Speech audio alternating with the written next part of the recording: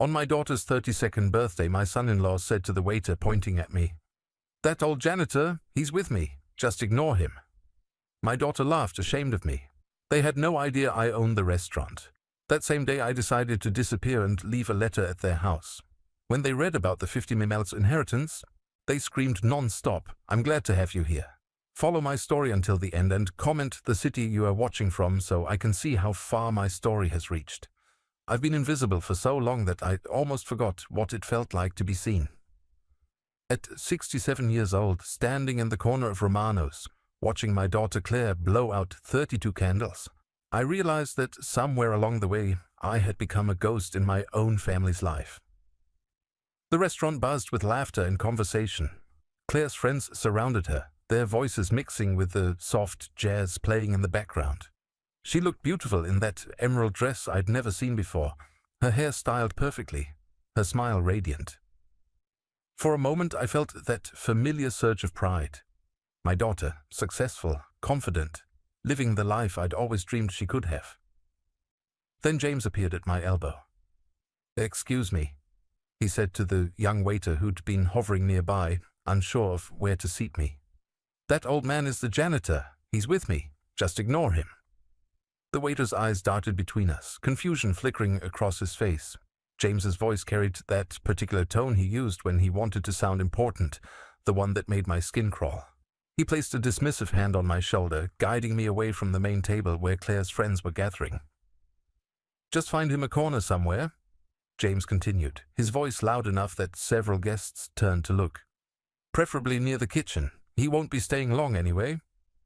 I felt the familiar tightness in my chest, that crushing sensation I'd grown accustomed to over the years. But what happened next was worse than James's cruelty. Claire looked up from her conversation, caught sight of the exchange and laughed. Not a nervous laugh, not an uncomfortable giggle. A genuine amused laugh, as if James had just told the funniest joke she'd heard all evening. "Oh, James, you're terrible," she said, but her eyes were sparkling with mirth. She glanced at me briefly, and I saw something that cut deeper than any insult James could hurl. Embarrassment. She was embarrassed by me. Her own father, the waiter young enough to be my grandson, guided me to a small table tucked behind a decorative pillar. It was the kind of table restaurants use for overflow, when they're desperate to squeeze in one more party. I could see everything but be seen by no one. The perfect spot for someone who didn't really belong. I sat down slowly, my knees protesting as they always did these days. Around me the celebration continued. Claire's laugh rang out again, musical and carefree. James had his arm around her now, playing the perfect husband, the successful son-in-law, the man who'd rescued her from whatever disappointment I represented. The irony wasn't lost on me. Here I was, sitting in Romano's, being treated like an intruder, when I could have bought and sold this place 10 times over. But they didn't know that. They'd never known that. A different waiter approached my table, younger than the first, with kind eyes and a gentle smile. "Can I get you something to drink, sir?" His politeness was a small comfort. "Just water, please," I said, my voice coming out rougher than I'd intended. As he walked away, I let my gaze wander around the dining room. Romano's was beautiful, I had to admit. The exposed brick walls, the warm lighting, the carefully curated vintage photographs. I remembered when this place was nothing but a run-down diner, before the renovations, before it became the trendy spot where people like James brought their wives to celebrate important occasions. I remembered a lot of things they didn't know about. From my hidden corner, I watched Claire open her gifts. Each present was met with squeals of delight, kisses for James, hugs for friends. Designer handbags, expensive jewelry, gift certificates to spas I knew she couldn't afford on her salary as a marketing coordinator. But James's family had money, or so everyone believed. James made sure everyone knew about his family's wealth, their status, their importance. What they didn't know was where that money actually came from. Dad. I looked up to find Claire standing beside my table. For a moment, hope fluttered in my chest. Maybe she'd come to apologize, to invite me to join the main celebration, to acknowledge that I belonged there too. "We're going to take some photos," she said, not quite meeting my eyes. "Would you mind just stepping outside for a few minutes?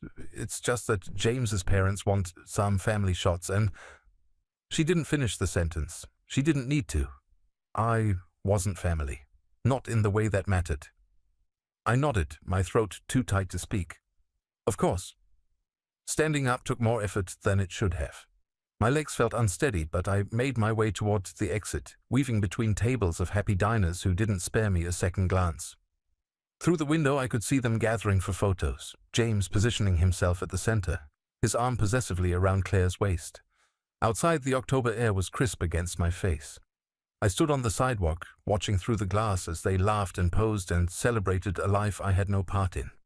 A group of teenagers passed by, and one of them bumped into me without apology.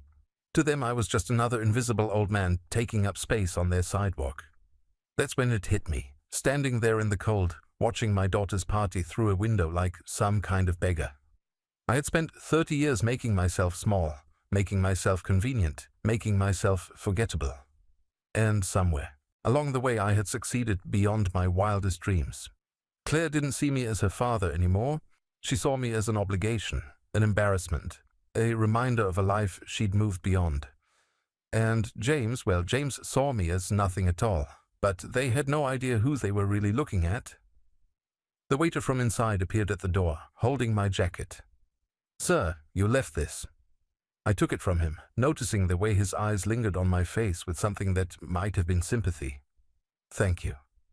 "Are you all right?" he asked quietly. I almost laughed. Was I all right? I was a man who'd spent 3 decades building an empire while letting his own daughter believe he was a failure. I was a father who had sacrificed everything for a child who now treated him like hired help. I was a ghost haunting his own life. "I'm fine," I told the young man. "Just fine." But as I walked away from Romano's, leaving behind the sounds of my daughter's celebration, I knew that something fundamental had shifted inside me. For years I told myself that their treatment of me didn't matter, that love didn't require recognition or respect. I'd convinced myself that being small was the same as being humble, that invisibility was just another form of sacrifice. I'd been wrong about everything.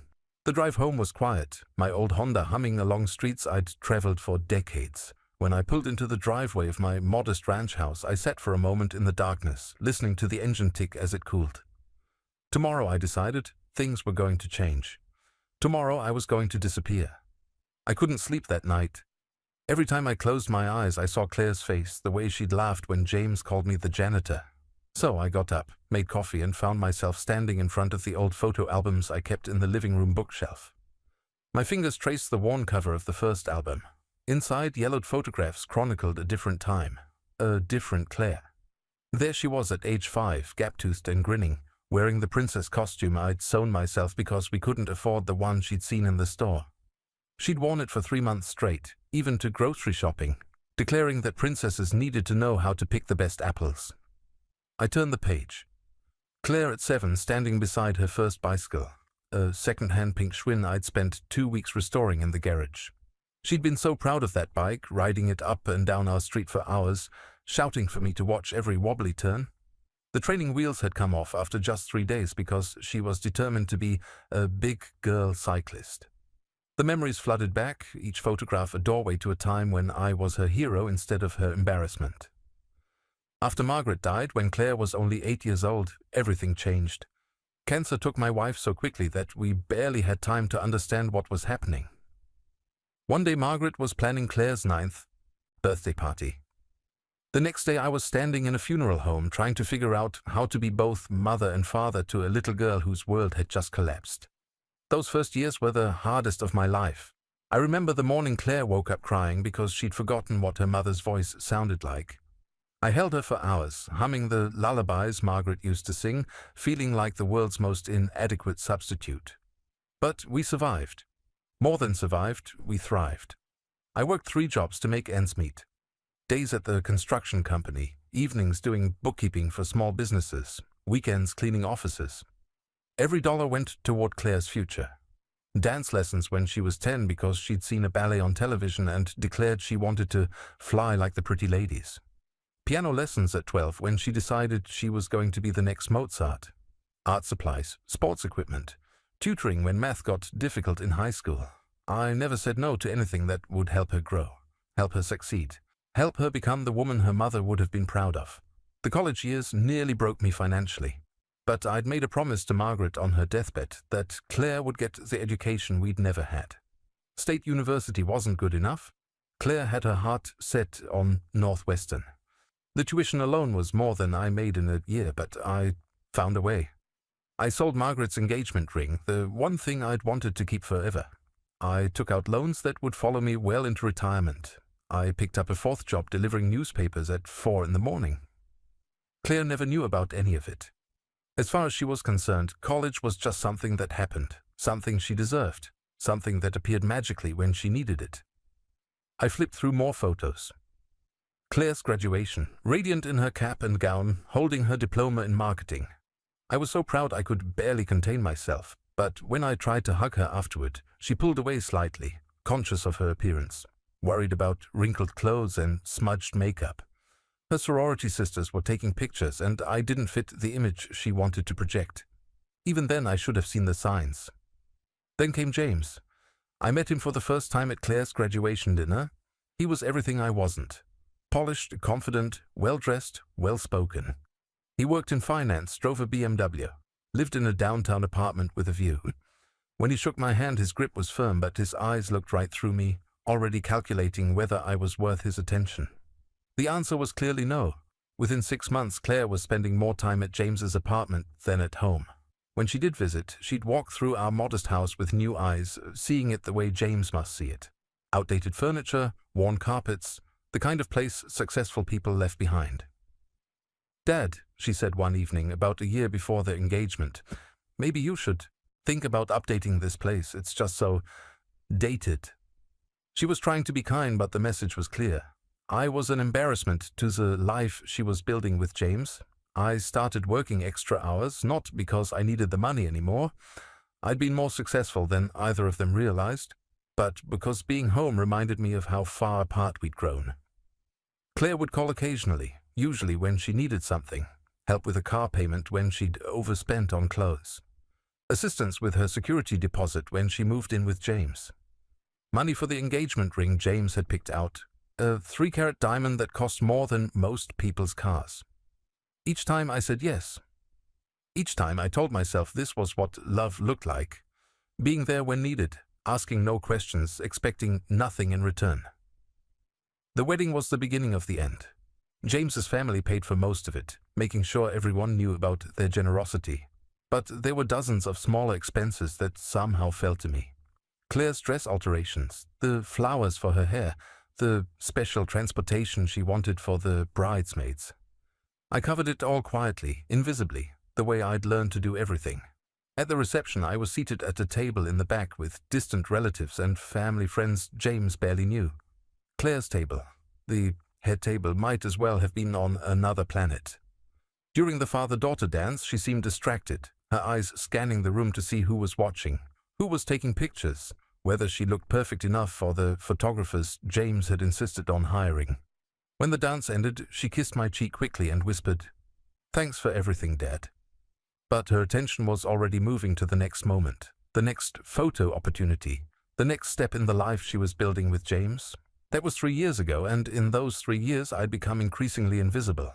Holiday dinners where I sat quietly while James dominated the conversation. Birthday celebrations where I was an afterthought. Grandchildren I barely saw because James's schedule didn't include inconvenient visits to his wife's embarrassing father. But what hurt most was watching Claire disappear into the person James wanted her to be.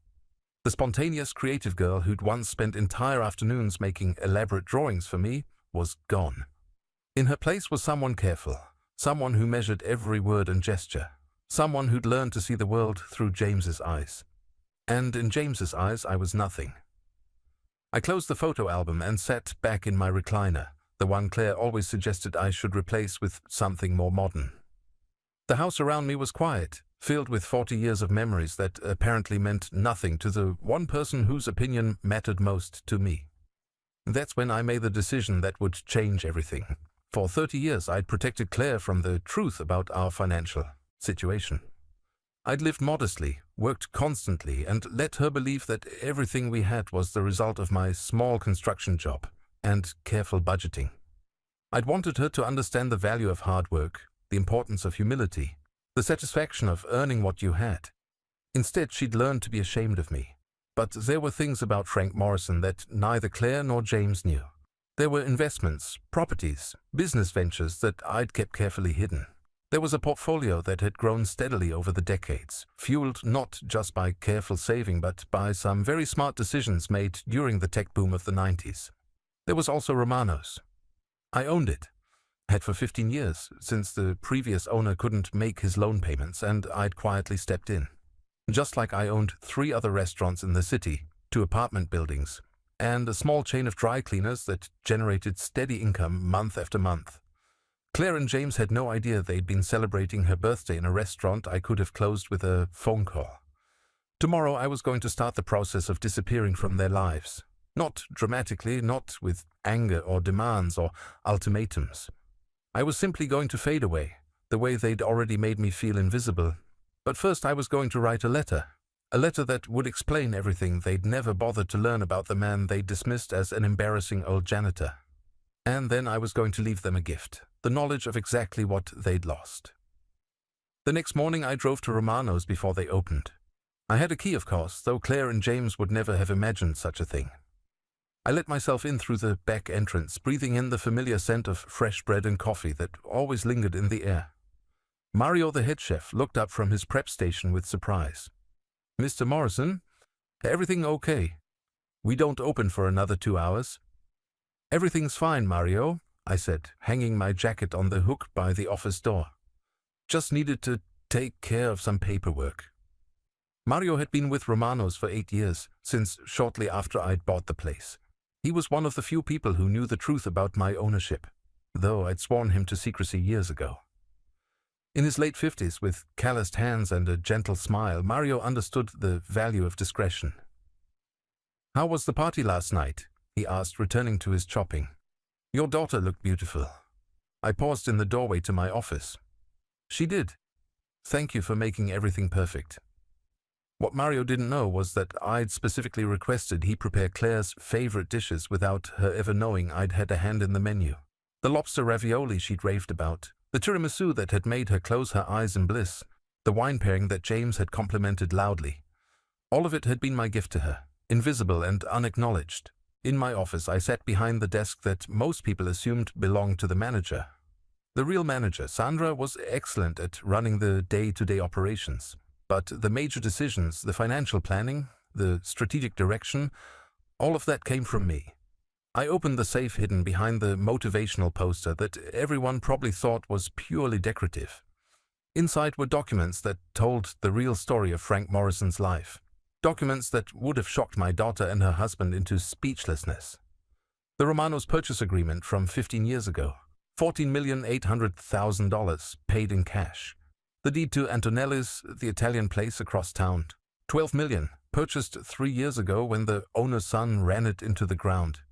The ownership papers for the greenhouse, the trendy farm-to-table restaurant that James had mentioned wanting to try someday. $18 million, my most recent acquisition. Property deeds for 2 apartment complexes on the east side of town, generating over $40,000 a month in rental income. And then there were the investment portfolios. 3 different brokerage accounts that Claire had never known existed, each one carefully managed and steadily growing for the past 3 decades. The tech stocks I'd bought in the early 90s, before anyone understood what the internet would become. The real estate investment trusts that had been paying dividends for 20 years. The municipal bonds that provided steady, reliable income. The total value fluctuated with the market, but as of last month's statement, my net worth was just over $52 million. $52 million that my daughter had never suspected, accumulated by the man she thought cleaned buildings for a living. The irony was almost funny. James had spent 3 years looking down on me, treating me like some embarrassing charity case, never knowing that I could have bought his family's business twice over without feeling the dent. I'd worked construction for 25 years, that much was true, but I'd also been investing every spare dollar, learning about markets and opportunities and the magic of compound interest. When the construction company I worked for went up for sale, I'd bought it. When the company next door was struggling with cash flow, I'd bought that too. By the time I retired, I owned 7 small companies across 3 states. But I'd never told Claire any of it. At first it was because I wanted her to value hard work over easy money. I'd seen too many kids ruined by knowing their parents were wealthy, developing a sense of entitlement that poisoned everything they touched. I wanted Claire to earn her own way, to understand that success came from effort and determination, not from accident of birth. As she got older, the reason evolved. I saw how she looked at wealth, how she was attracted to James partly because of his family's money, how she seemed to believe that financial success was the ultimate measure of a person's worth. I didn't want her to love me because I was rich. I wanted her to love me because I was her father. But somewhere along the way, she'd stopped loving me at all. I pulled out a legal pad and began writing the letter I'd been composing in my mind all night. The words came slowly at first, then faster as the emotions I'd been suppressing for years finally found their voice. "My dear Claire," I wrote, "by the time you read this, I will be gone." I paused, staring at those words. Gone. It sounded so final, so dramatic, but it was accurate. The Frank Morrison who had spent 30 years accepting disrespect and invisibility would be gone. What remained would be something different, someone different. I want you to know that every choice I made in my life was motivated by love for you. When your mother died, I promised her that you would have every opportunity, every advantage, every chance to succeed that we could provide. I kept that promise, though not in the way you might have expected. I wrote about the sacrifices, the extra jobs, the careful investments. I wrote about the businesses I'd built and the properties I'd acquired, all with the intention of leaving her a legacy that would ensure she never wanted for anything. I know you must wonder why I never told you about any of this. The answer is both simple and complicated. I wanted you to be proud of who you were, not what you had. I wanted you to value character over cash, effort over inheritance. I wanted you to become the kind of person who would treat a janitor with the same respect you'd show a CEO, because human worth isn't measured by bank statements. My hand was shaking as I wrote the next part. Last night at Romano's, I watched you laugh when James called me a janitor. You were embarrassed by me, ashamed to claim me as your father in front of your friends. What you didn't know was that Romano's is my restaurant. I own it just as I own 3 others in this city. The meal you enjoyed, the service you received, the ambience you complimented, all of it was provided by the man you were too ashamed to acknowledge. I set the pen down and walked to the window that looked out over the main dining room. Soon the lunch crowd would begin arriving, filling the tables with conversations and laughter and the comfortable noise of people enjoying themselves. None of them would know that the quiet old man who occasionally sat in the corner booth was the reason this place existed. I picked up the pen again. I have spent 30 years making myself invisible, telling myself that love didn't require recognition or respect. I was wrong. Love requires honesty, and I have not been honest with you. By hiding my success, I allowed you to create a version of me that bore no resemblance to reality. By accepting your disrespect, I enabled you to become someone I no longer recognize. The hardest part came next. I'm leaving you the inheritance your mother and I always planned for you. $50 million, held in trust, will be yours when you turn 40. That gives you 8 years to decide what kind of person you want to be. The money comes with no strings attached, no conditions, no requirements. It is yours because I love you, not because you deserve it. I stopped writing for a moment, overwhelmed by the finality of what I was doing. Once this letter was delivered, there would be no going back. No more awkward family dinners where I sat quietly while James dominated the conversation. No more birthday parties where I was relegated to the corner like an unwanted guest. No more hoping that someday, somehow my daughter would see me again. I will not be returning to this life, I continued. The Frank Morrison who accepted disrespect because he was afraid of losing you is gone. I have purchased a house in Oregon, near the coast, where I will spend whatever years remain to me in peace. You can reach me through my attorney if there are legal matters that require my attention, but I will not be available for the kind of relationship we have had. The last paragraph was the most difficult of all. I hope that someday, when the shock of this revelation fades, you will understand that everything I did was an act of love. I hope you will remember the father who taught you to ride a bicycle and helped with your homework and held you when you had nightmares. I hope you will forgive me for the deception, even if you cannot forgive me for the departure. And I hope that when you look in the mirror, you will see not just the woman James wants you to be, but the remarkable person your mother and I raised you to become. I signed it simply, with love always dead. Then I sealed it in an envelope and wrote Claire's address on the front. Tomorrow, after I was already gone, she would find this letter in her mailbox. By the time she finished reading it, the man she thought she knew would have vanished, leaving behind only the truth she'd never bothered to discover. I locked the letter in the safe along with the other documents. Tomorrow I would give it to Mario with instructions to deliver it after I'd left town. For now I had other preparations to make, starting with a phone call to the most expensive law firm in the city. 3 days later, I sat in the mahogany-paneled office of Harrison, Pike & Associates, the kind of law firm that charged $800 an hour and earned every penny. Across from me, Victoria Harrison reviewed the documents I'd brought with methodical precision, her silver hair gleaming under the soft office lighting. "Mr. Morrison," she said, looking up from the trust paperwork, "I have to ask, are you certain about these arrangements? Once implemented, they'll be very difficult to modify." I leaned back in the leather chair that probably cost more than most people's monthly salary. "I'm certain." Victoria had been recommended by my financial advisor, a man who'd been managing my investments for 15 years without ever meeting my daughter. He described Victoria as discreet, brilliant, and completely without sentiment. Exactly what I'd needed for what came next. "The trust is straightforward enough," she continued, flipping through pages. $50 million held until Claire Morrison Whitfield reaches age 40, with interim distributions for education, medical emergencies, and housing if she meets certain criteria. But this other provision. She paused, tapping a paragraph with her pen. "You're essentially cutting off all current financial support immediately." "That's correct." What Victoria didn't know, what no one knew except me, was the extent of the support I'd been providing.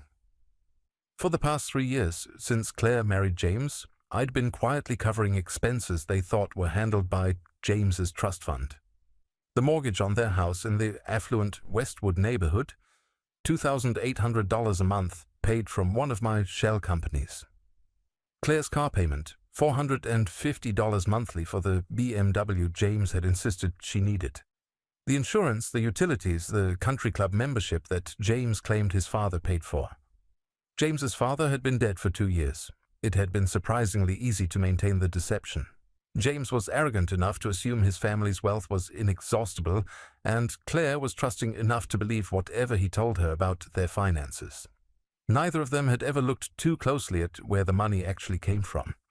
"There's also the matter of your businesses," Victoria continued. "You're transferring ownership of 4 restaurants to a management company, but retaining ultimate control through a complex trust structure. Why not simply sell them?" "Because they represent 30 years of work," I said. "I built them not just for profit, but to create jobs, to serve good food, to be part of the community. I won't sell them to someone who might destroy what I've created." The truth was more complicated than that. Romanos held too many memories, too many connections to Claire's childhood and my life with Margaret. Even after everything that had happened, I wasn't ready to let strangers own the place where I'd celebrated Claire's every birthday until she'd moved in with James. "And the house in Oregon?" "Paid for in cash. I close on it next week. I'd found the property 3 months ago, though I hadn't known then that I'd actually be using it. A small cottage on the coast near Cannon Beach, with a view of the Pacific and enough privacy that I could disappear completely if I chose to. It was nothing like the grand mansion I could have afforded, but it was perfect for a man who'd spent decades learning that happiness had nothing to do with the size of your house. Victoria made notes on her legal pad, her expression neutral. "When do you want to implement these changes?" "Immediately. I'll be leaving town tomorrow morning." "And your daughter has no idea about any of this?" "None." Victoria set down her pen and studied me with the kind of direct gaze that probably intimidated opposing counsel. "Mr. Morrison, in 30 years of practice, I've seen a lot of family situations that ended badly. Are you sure this is the resolution you want? Once you disappear, there's no guarantee you'll be able to repair the relationship later." I thought about that question as I looked out the window at the city I'd lived in for 47 years. Below, people hurried along sidewalks, living their lives, pursuing their dreams, taking for granted the connections they had with the people who mattered most to them. "The relationship is already broken," I said finally. "This isn't about punishment. It's about truth." Victoria nodded and returned to her papers. "Very well. I'll have everything finalized by this afternoon. The letter you wrote will be delivered exactly as you specified, 48 hours after you've left town." That evening I stood in my living room, surrounded by boxes and the accumulated possessions of a lifetime. Most of it would go to charity. I was only taking clothes, a few photographs, and the small wooden box where Margaret had kept her jewelry. Everything else represented the life I was leaving behind. I'd already spoken to Sandra, the manager at Romano's, though I hadn't told her everything. As far as she knew, I was taking an extended vacation and would be managing my interests remotely. Mario knew more of the truth, but he'd sworn to keep my secrets as he always had. The hardest part had been calling my neighbor, Mrs. Patterson, who'd been keeping an eye on my house for years. I told her I was moving to be closer to family in Oregon, a lie that came easier than the truth. She promised to forward any mail and wished me well with tears in her eyes. "You're such a good father, Frank," she'd said. "Claire is so lucky to have you." If only she knew. My phone had been silent for 3 days. No calls from Claire, no texts asking about dinner plans or whether I could help with some household project. It was as if I'd already disappeared from their lives, which made my actual departure feel like a formality. I'd left one final surprise for them, something they'd discover gradually over the coming weeks. The utilities that I'd been paying for their house would be shut off when the automated payments stopped. The mortgage company would start sending notices when the transfers from my account ceased. The credit card James used for his business lunches, the one he thought was connected to his family's wealth, would be declined the next time he tried to use it. But the cruelest revelation would come when they tried to book their planned vacation to Europe next month. The travel agent would inform them that the trust account they'd been using for luxury trips had been closed. The balance transferred to an account they couldn't access. Slowly, systematically, they would discover that their comfortable life had been built on money that came from the man they treated like an embarrassing relative. At 10 o'clock that night, I loaded the last box into my Honda and took one final walk through the house. In the kitchen, I passed the table where I'd helped Claire with her homework every night for 10 years. In the living room, I stopped in front of the mantel where photos of her childhood still stood, untouched by James's efforts to modernize our space. The house felt hollow now, empty of the dreams and hopes I'd invested in it. But it also felt peaceful, like a burden I'd been carrying had finally been set down.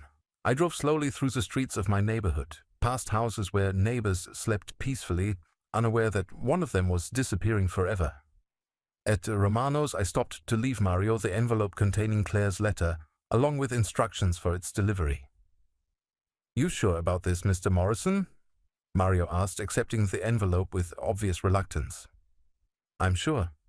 She's going to be hurt." "She's been hurting me for years," I replied. "The difference is I don't think she ever noticed." By dawn I was on Interstate 84, heading west toward a new life.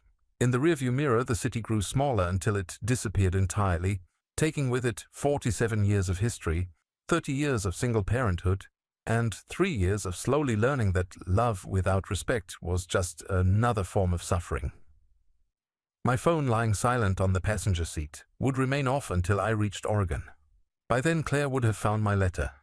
By then the shock would be setting in, and by then I would be too far away to change my mind about any of it. The highway stretched ahead, empty and full of possibilities, leading toward a coast I'd never seen and a life I'd never imagined needing. Behind me, in a house in Westwood, 2 people were about to discover exactly what they'd lost when they decided that Frank Morrison didn't matter enough to treat with basic human dignity. I hoped the lesson would be worth the cost. Claire Morrison Whitfield stood in her driveway, staring at the envelope in her hands. Her name was written across the front in her father's careful handwriting, the same script that had signed countless report cards and birthday cards throughout her childhood. But something about this envelope felt different, ominous. It had been 2 days since anyone had seen Frank. She tried calling him 3 times yesterday, but the calls went straight to voicemail. When she'd driven by his house that morning, it looked empty, his car gone from the driveway. Mrs. Patterson, his elderly neighbor, had mentioned something about him moving to Oregon, but that was impossible. Her father didn't make major life decisions without consulting her. Did he? Inside the house, James was on a work call in his deep office, his voice carrying that sharp tone he used with subordinates. Claire set her purse on the kitchen counter, still holding the envelope. Part of her wanted to wait for James before opening it, but something held her back. This felt private, personal, meant for her alone. She tore open the envelope carefully and unfolded 3 pages of her father's neat handwriting. The first line made her sink onto one of the bar stools. "My dear Claire, by the time you read this, I will be gone." Her hands trembled as she continued reading. The words seemed to blur together at first, too shocking to comprehend. Her father writing about promises made to her dying mother, about sacrifices she'd never known about businesses and investments and a fortune that couldn't possibly exist. "Last night at Romano's, I watched you laugh when James called me a janitor. You were embarrassed by me, ashamed to claim me as your father in front of your friends. What you didn't know was that Romano's is my restaurant." Claire's breath caught in her throat. She read the sentence again, certain she'd misunderstood. Romano's belonged to her father. The elegant restaurant where they'd celebrated her birthday, where James had boasted about the wine selection, where she'd complimented the ambience while relegating her father to a corner table. The letter continued, each revelation more stunning than the last. Her father owned not just Romano's, but 3 other restaurants. He had investments worth millions. The modest construction worker she'd grown up with was worth $50 million. $50 million. The pages slipped from her numb fingers, scattering across the granite countertop. Through the kitchen window, she could see their perfectly manicured lawn, the BMW in the driveway, the life she'd taken for granted. A life that, according to this letter, had been built on money from the man she treated like an embarrassment. "Claire, what's wrong?" James appeared in the doorway, having finished his call. He looked polished as always, his tie perfectly knotted, his hair styled with expensive product. Everything about him screamed success, importance, wealth. But whose wealth? "My father is gone," she whispered, the words feeling strange in her mouth. "He left this letter." James frowned, moving closer. "Gone where? What kind of letter?" She gestured weakly at the scattered pages. James gathered them up, his expression shifting from concern to confusion to something that looked like panic as he read. "This can't be right," he said, his voice tight. "Your father doesn't have this kind of money. He lives in that tiny house, drives that piece of junk car. He's just a retired construction worker." Claire picked up the first page again, rereading the part about Romano's. "He says he owns the restaurant, the one where we had my birthday dinner." "That's impossible." But James's voice lacked conviction. She watched his face as he continued reading, saw the moment when reality began to sink in. "Claire, if this is true..." "If it's true, then we've been living on his money." The words came out flat, emotionless. She felt disconnected from her own voice, as if she were watching someone else's life implode. The house, the cars, the vacations, all of it. James was quiet for a long moment, his face pale. Then he pulled out his phone and dialed a number. "I need to speak with Mr. Bradford," he said when someone answered. "It's urgent." Claire knew that name. Bradford was James's financial advisor, the man who supposedly managed his family trust. She listened as James explained the situation, his voice growing more strained with each word. "What do you mean the account is closed?" James demanded. "Since when? Why wasn't I notified?" Claire felt something cold settle in her stomach. She walked to the window, staring out at their neighborhood without really seeing it. Behind her, James's conversation grew more heated. "I don't understand," he was saying. "The payments were automatic. They've been coming from that account for 3 years. When he hung up, the silence in the kitchen was deafening. "The trust account is empty," James said quietly. "It was closed 2 days ago. Bradford says all the automatic payments have been stopped." Claire turned to face him. "What automatic payments?" James ran a hand through his perfectly styled hair, destroying the careful arrangement. "The mortgage, the car payments, the credit cards. Everything was set up to draw from what I thought was my family's account. But it wasn't. No, apparently it was some kind of shell company. Bradford doesn't know who was funding it, but whoever it was pulled the plug." They stood there staring at each other, the truth settling between them like a physical presence.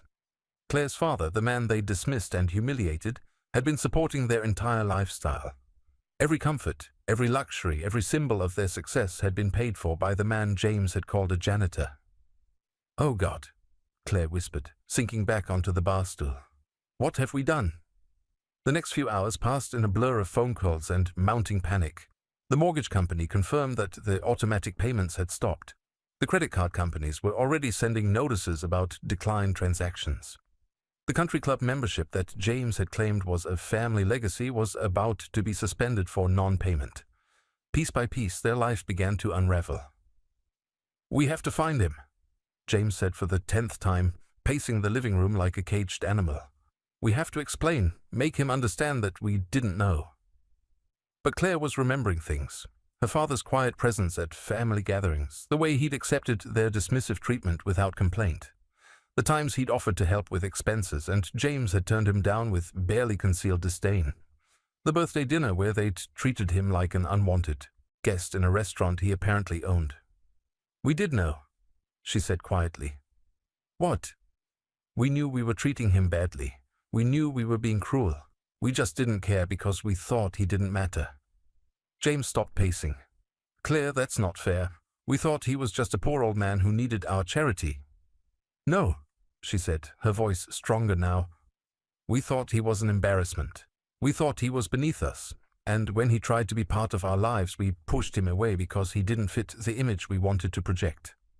The full weight of her father's letter was beginning to sink in. Not just the financial revelations, but the emotional truth beneath them. He had spent 30 years sacrificing for her, building a fortune to secure her future, all while accepting treatment that would have sent most people running, and she had driven him away.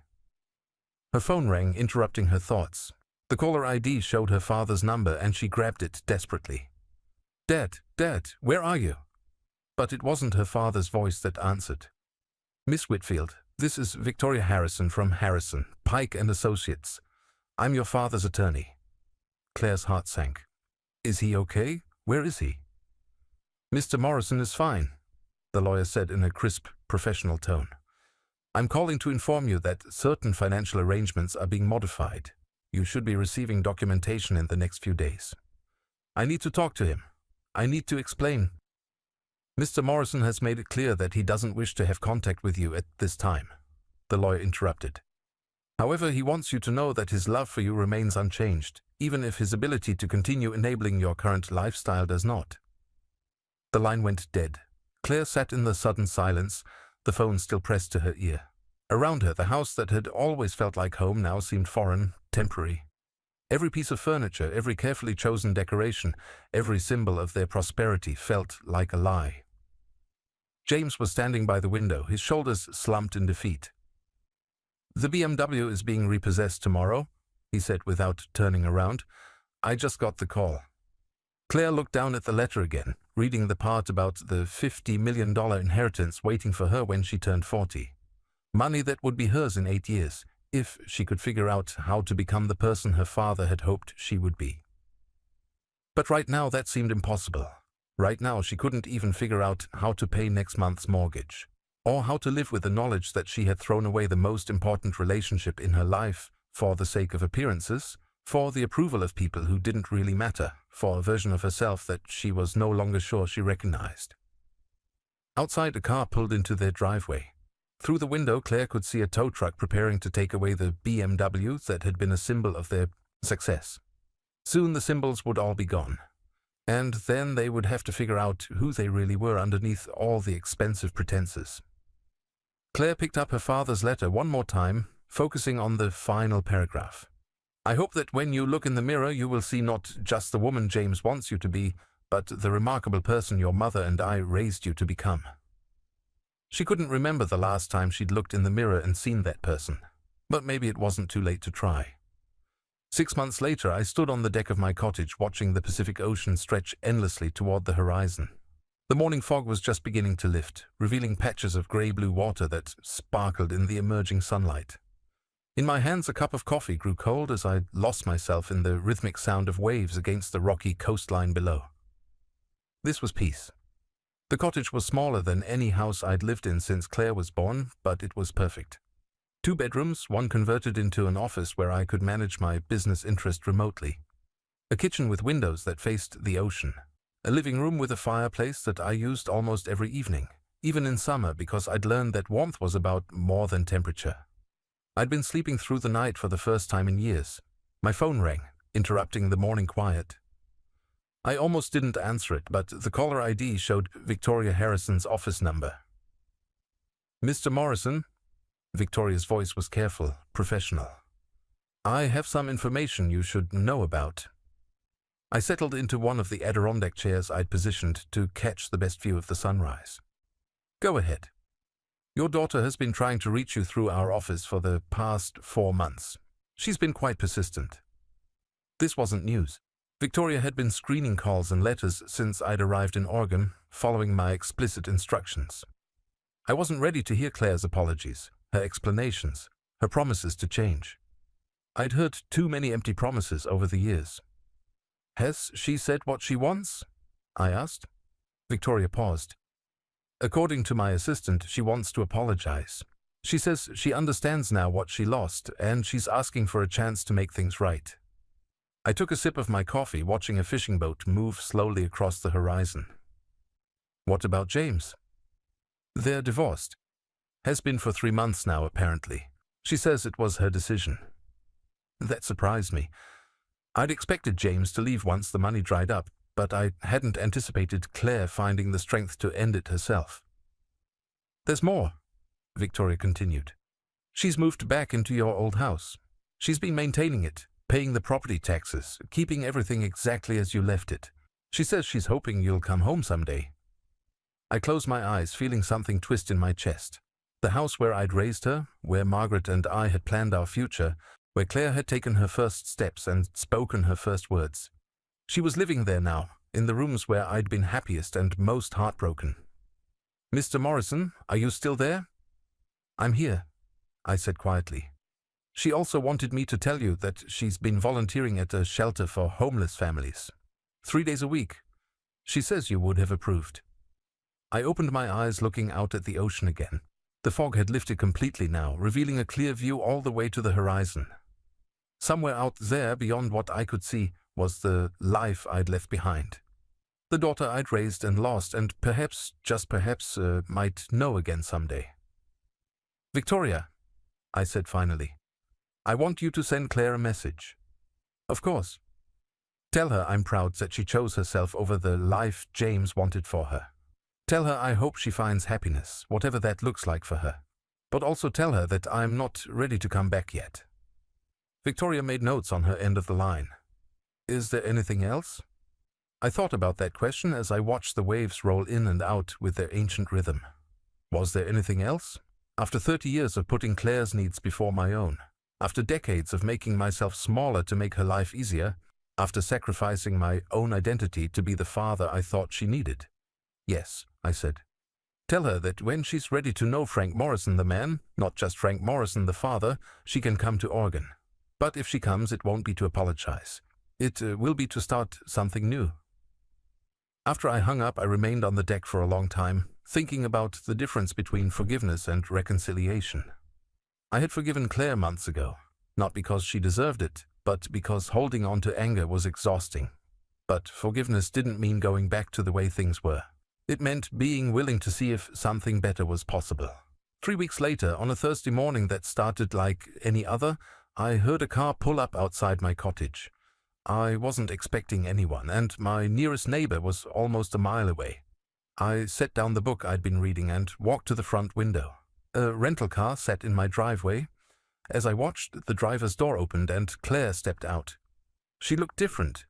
Thinner, more serious, wearing jeans and a simple sweater instead of the designer clothes James had insisted on. Her hair was longer, pulled back in a ponytail that made her look younger. She stood beside the car for a moment, staring at my cottage with an expression I couldn't read from this distance. I opened the front door before she could knock. "Hello, Dad." "Hello, Claire." We looked at each other across the threshold, 30 years of history and 6 months of silence hanging between us. She was my daughter, the little girl I'd pushed on swings and helped with homework and loved more than my own life. She was also a stranger, a woman who'd chosen a husband over her, father and money over character. But looking at her now, I saw something I hadn't seen in years. The person Margaret and I had raised her to be. "I know you said not to come here to apologize," she said quietly. "But I need you to know that I understand what I did. I understand what I lost. And I understand that saying I'm sorry isn't enough to fix it." I stepped back, holding the door open. "Would you like some coffee?" She nodded and followed me into the small kitchen. As I poured 2 cups, she looked around the cottage with curiosity rather than judgment.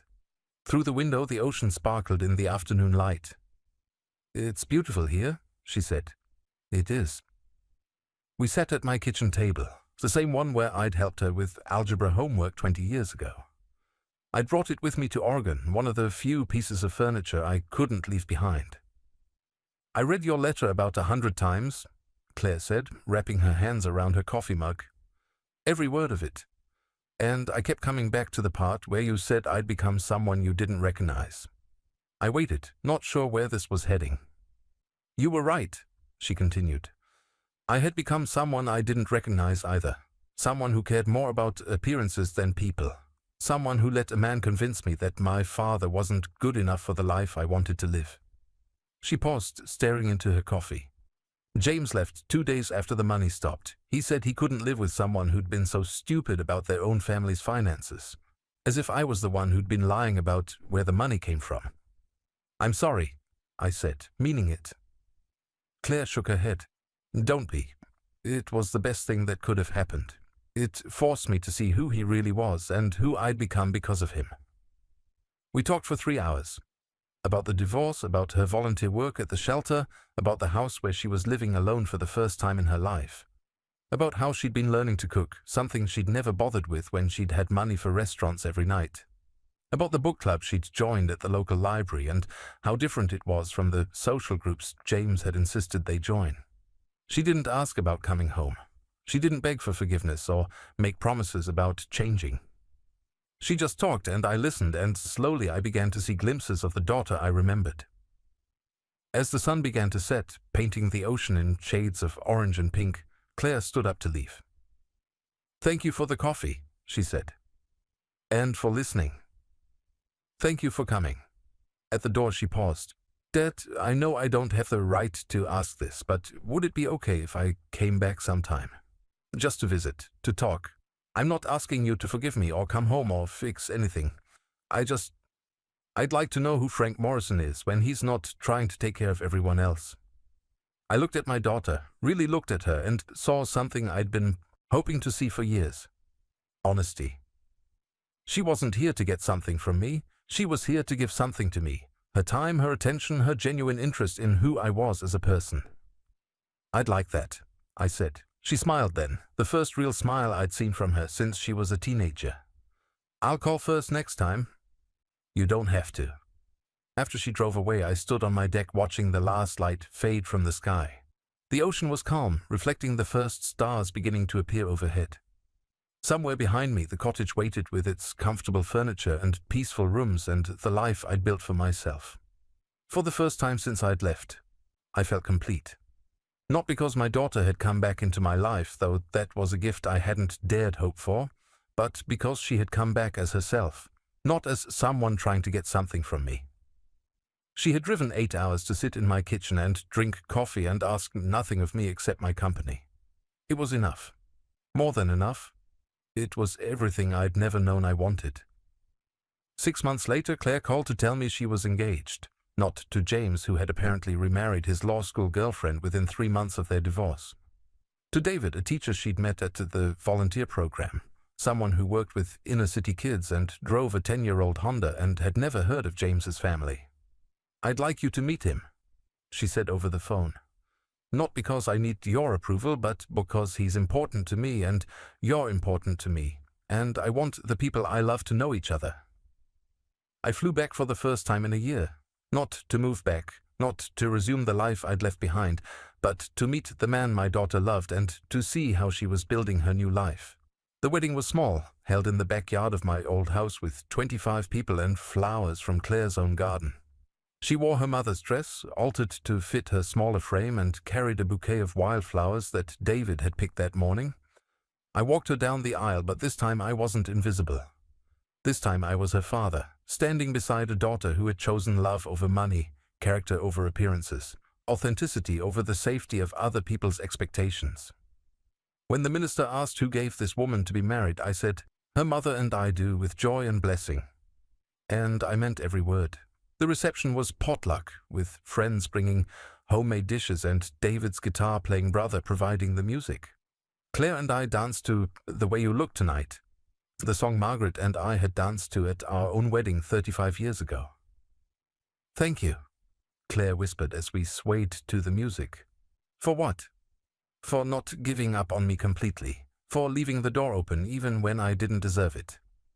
I looked at my daughter, beautiful in her mother's dress, surrounded by people who loved her for who she really was. "You're my daughter," I said. The door was never really closed. 2 days later, I flew back to Oregon, to my cottage and my ocean and my peaceful life. But now it felt different, not like running away, but like coming home. Claire called every week, not because she felt obligated, but because she wanted to share her life with me. David sent pictures of the garden they were planting together.